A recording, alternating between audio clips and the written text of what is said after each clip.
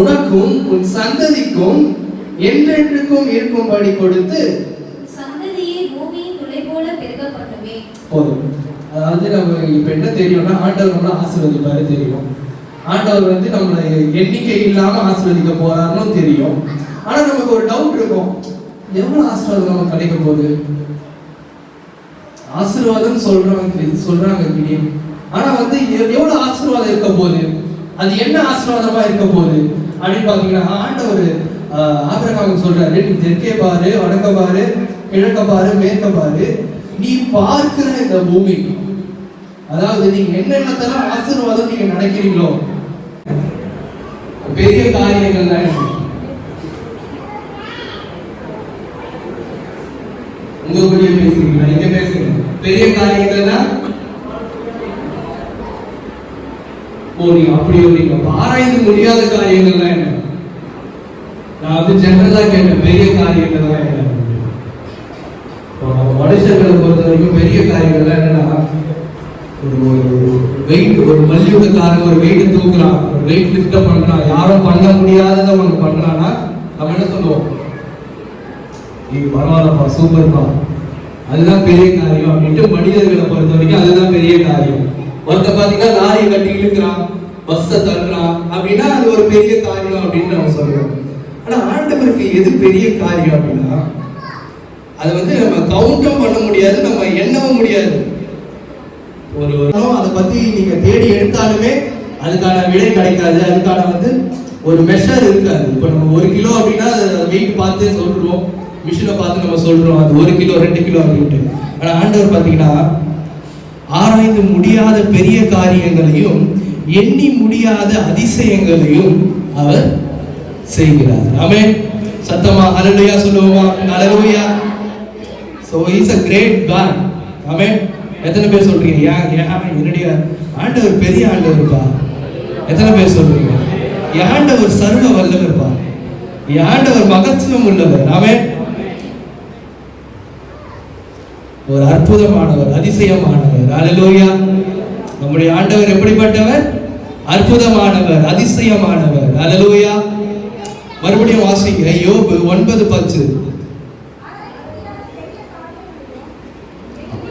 கிழக்கையும் மேற்கையும் நோக்கி பார். இப்ப நீங்க என்ன பண்ண போறீங்கன்னா, ஃபர்ஸ்ட் என்னது? வடக்கு. கரெக்டா? வடக்கு எங்க இருக்கு? எல்லாம் ஒரு பக்கம் காமிக்காதீங்க. வடக்கு. அடுத்து வடக்கு பாருங்க எல்லாரும். அடுத்து தெற்கு,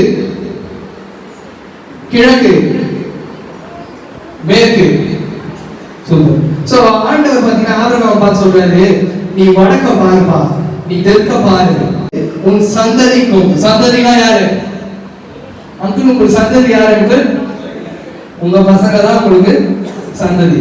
சோ உனக்கும் உன் சந்ததிக்கும் நான் அதை கொடுப்பேன்னு சொல்றாரு. ஹல்லேலூயா. சத்தமா ஹல்லேலூயா சொல்லுங்க. ஹல்லேலூயா.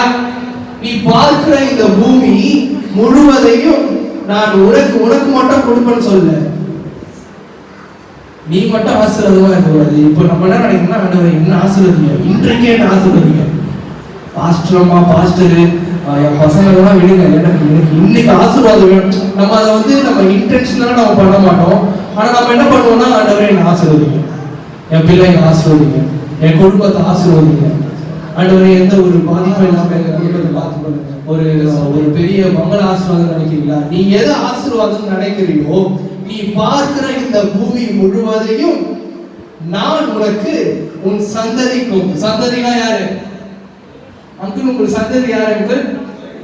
உங்க பசங்க தான் உங்களுக்கு சந்ததி. சோ உனக்கும் உன் சந்ததிக்கும் நான் அதை கொடுப்பேன்னு சொல்றாரு. ஹல்லேலூயா. சத்தமா ஹல்லேலூயா சொல்லுங்க. ஹல்லேலூயா. நீ பார்க்கிற இந்த பூமி முழுவதையும் நான் பசங்க தான் உங்களுக்கு சந்ததி. சோ உனக்கும் உன் சந்ததிக்கும் நான் அதை கொடுப்பேன்னு சொல்றாரு. ஹல்லேலூயா. சத்தமா ஹல்லேலூயா சொல்லுங்க. ஹல்லேலூயா. நீ பார்க்கிற இந்த பூமி முழுவதையும் நான் உனக்கு மட்டும் கொடுப்பேன்னு சொல்ல,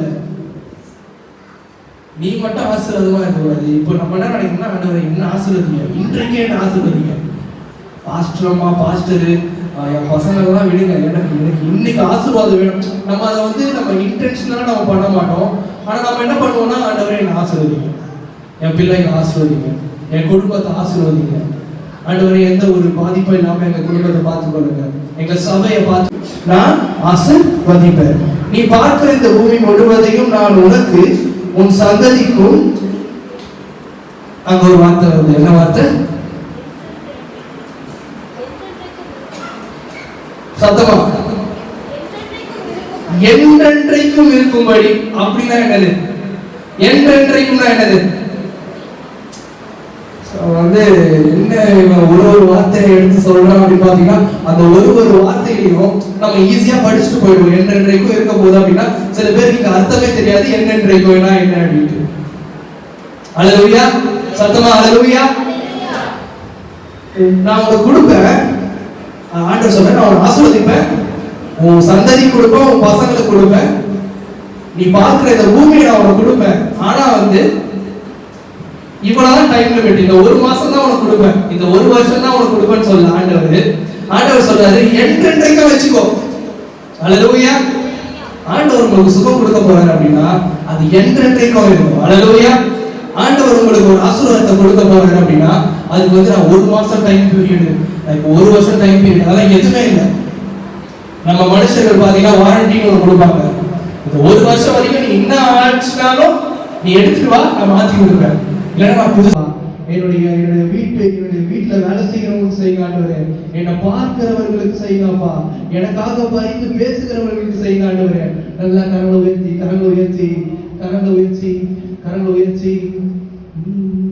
பறந்து காக்கும் பட்சியை போல் எங்களை காக்கும் கர்த்தாவே.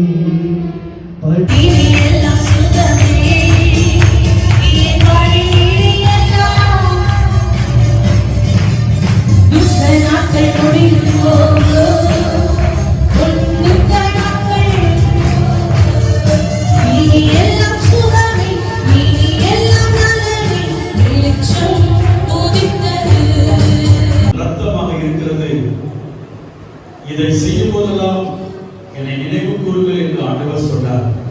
நான் வரும் அளவும் இதை செய்யுங்கள் என்று ஆண்டவர் சொன்னார். எல்லா கண்களையும் மூடி பயபக்தியோடு கூட பழையன கடந்தன புதியன புகுந்தன.